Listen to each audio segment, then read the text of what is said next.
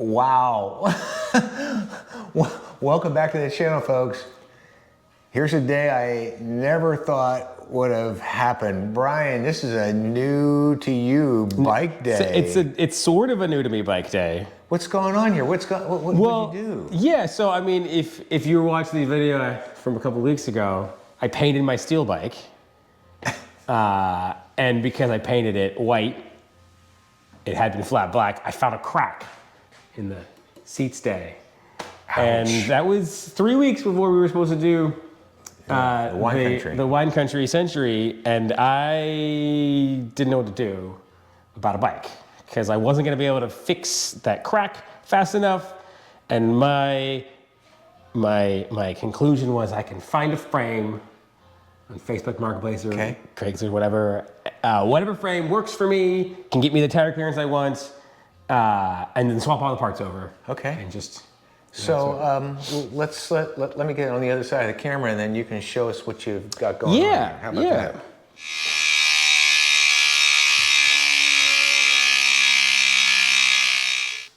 So tell us, Brian, what are we looking at here? So we're looking at a 2017 Raleigh RXC cyclocross bike. Okay. Is this carbon? This is a carbon frame. Brian, this is a carbon frame? This is a carbon frame. I never thought I'd see the day, folks. Well, you know, my biggest thing against carbon is the price. Yeah. And this thing costs less than the new pedals on your bike. No doubt about that. No doubt about that. But tell us about the bike. This is very, very cool. Yeah, so it's a cyclocross bike.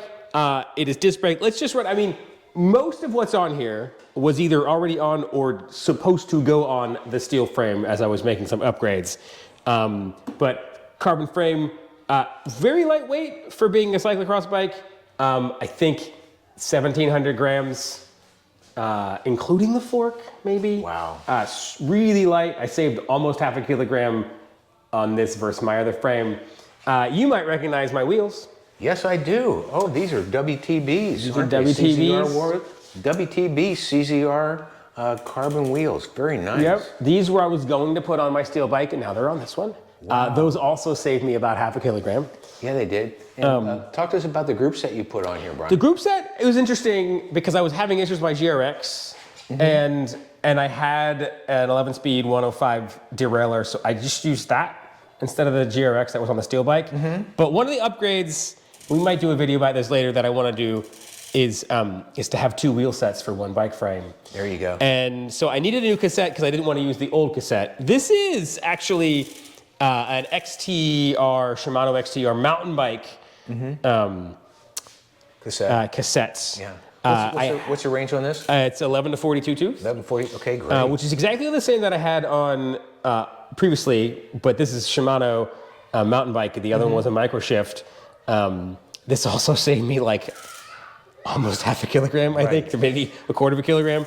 A lot of weight savings there. How about up front on this on your chain ring? This is my GRX crank. Yeah. But because this frame, this was one of the things that I ran into, is this frame is not set up to do 2x.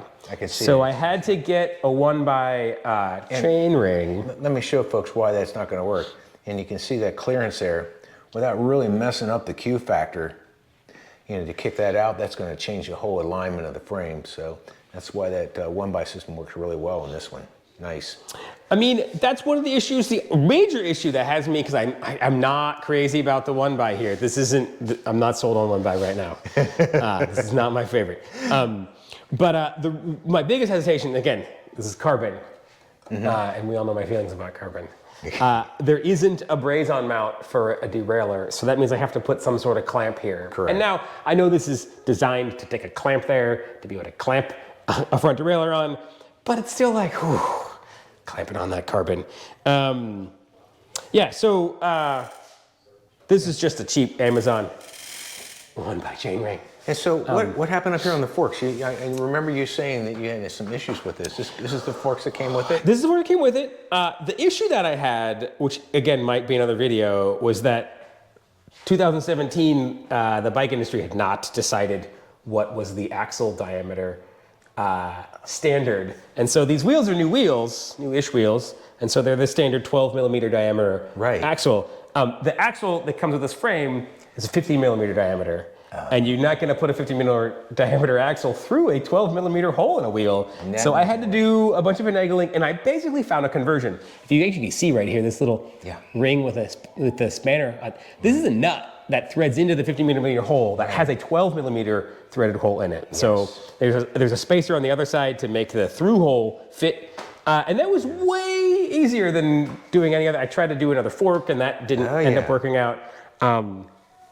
But, you know. Very nice, man. And so tell us about your impressions about the first rides on this bike. Yeah, I have not pushed this to its limits. I haven't taken on any climbs, mostly because I'm running a 42 in the front and a 42 in the back. That's a 1-to-1, right? That's a 1-to-1. Not super crazy about that. But you know, here's my, I mean, this bike is growing on me. I don't want to be a Debbie Downer on this bike. It's a good bike. I don't like the sound of it. I don't know if it's the carbon wheels or if it's the carbon frame, but there's some sort of vibration dampening that steel does that this bike isn't doing. That just sounds a little off. Okay. And maybe I'll get used to it.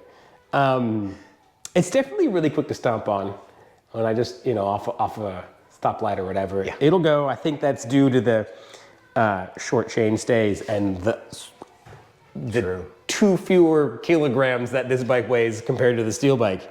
It's pretty quick. It ain't ideal. I'm still working on the cockpit a little bit. The geometry's a little funny for me. That's the reason I still have a little chimney here. I'll get rid of that chimney once I you know what I hear? Settle. I hear it that you keep it turned up like that. You can use that to chew on when you ride, when you're suffering. Okay, fair. One other interesting thing that I did not think about, because I wasn't being a geometry geek when I was looking at this bike, but I was kind of copying gravel bikes when I built the steel bike. I had a 71.5 degree head tube angle. Mm-hmm. This is a 73-degree head tube angle. Okay, so slightly steeper, and it shows. Mm-hmm. I can barely ride no hand on this bike. Wow. It's that 1.5 degrees makes this responsive or twitchy, depending on who you are, enough that, I ain't changing a shirt anytime soon or riding this bike. Let's put it that way. Right. Got to take a little practice. Cool. Well, Brian, this is a very, very cool bike, and from my history that Raleigh was my very first steel road bike, which was about 4 sizes too big for me because my dear mother bought it for me as a graduation present from high school. But man, you're going to get a lot of enjoyment out of this ride. I really see that. But I'm going to start the questioning here before the hive does out there. Yeah. White bar tape. I mean, it's what you had? It's what I had. Okay. It was, I don't know, color scheme. Color scheme. I mean, I had it because I was going to paint the black bike white, and I wanted it to match the thing and matches. And I was tired of black. The black bike was all black, and I was getting tired of black. One thing I will say is, I need to spend a little more time with this bike. Maybe let it grow on me some more. I am becoming really sold on the idea of old cyclocross bikes. Mm-hmm. And this is because I'm a kind of a tire nerd, and you grew up on 18, 19, 20 millimeter tires. Yeah, small. And that's just not how things are done anymore. We know 28, 30, 32 on the road is kind of where it's at, depending on how fast you're going, and you can't put those in a 7, 8, 9, 10-year-old bike. They're just not built for that. Yeah. But cyclocross bikes are. Right. And you've got room to go with bigger tires. I have had 25s on my other wheels. Mm-hmm. 25s. I have had them in this frame, and they do work. I plan on 25s or 35s. 35s. That's I've had 35s in here, and they do work. It's a little tight right down there, but I want to take that on some ride to see if that is also going to be acceptable. But I just had a friend, her teenagers looking for a road bike, and I said, get an old cyclocross bike. They just found, a $300 15-year-old bike that can put 32, 33 millimeter tires on, because that's the comfort and the ride that ride quality. It's what we want, ride quality. So cool. Great. I don't know. Well, you know, we're going to have to take this out for a ride together and do some first impressions. And that's great. Thanks for sharing it with everybody. It's Yeah. a beautiful ride, man. Wow, it looks in great shape, too. And so folks out there in YouTube land, make sure you do all that standard YouTube stuff like, subscribe, and notify so you'll know when our next production's coming available. Hey, in the meantime, what are they going to do? They're going to go out And ride, and have fun. have fun, and of course, keep the rubber side Down. down on the ground. Great. Bye, y'all. Thanks for tuning in today. See you next time. Thanks.